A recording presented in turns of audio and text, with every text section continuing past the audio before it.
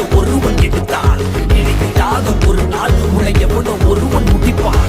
நேற்று செய்த தவறை நீ மேலும் மேலும் செய்தால் மேலே உள்ள அவனோ உன்னை கீழே மிதித்துக் கொள்வான்.